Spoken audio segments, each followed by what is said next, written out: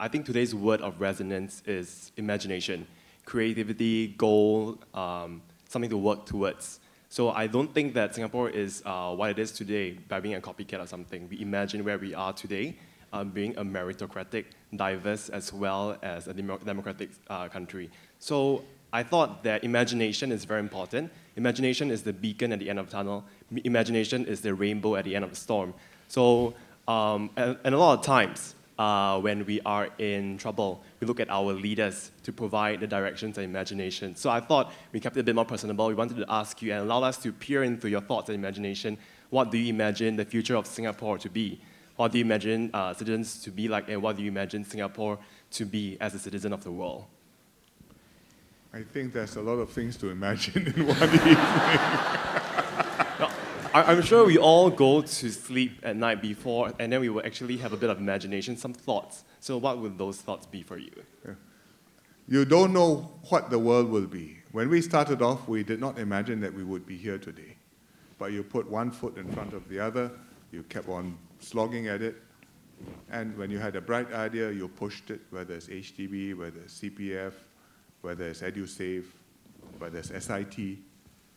And if the idea works, you support it more and you push it further, as we are doing with SIT. And if you keep on doing that over 20, 30 years, you will be there.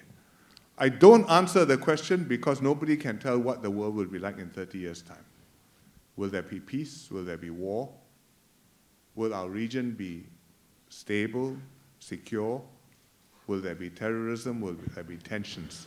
These are things beyond our control, and they have a big influence on us.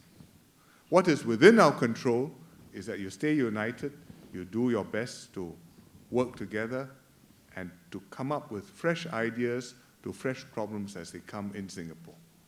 And whether it's improving our public transport system, whether it's redeveloping our city, whether it's coming up with new ideas for business, which will take our economy forward and create many new jobs for our people. These are things which you cannot predict, but you know you have to do. Because as I said, I think in 30 years' time, whatever the troubles in the world, there will be bright spots. And the bright spots, many of them, will be in the cities, big cities, open cities, cities which are cosmopolitan in their outlook, cities where the talent wants to go, and where people are proud to live. And I think Singapore has all the conditions to be one of those cities. What exactly is inside that, I don't know. I mean, you ask New York what it will be 30 years from now, they can't say either. I think a lot of the skyscrapers will still be there, but will it be the same companies, the same businesses? What is the new thing? You can't tell, because even 10 years ago, you did not know about Facebook, you just barely knew about Google. And if you take it 20 years ago, the internet was brand new. So I think it's very hard for us to say and to predict what the world will be like a generation from now. All I know is that when the saints go marching in, I want to be in that number.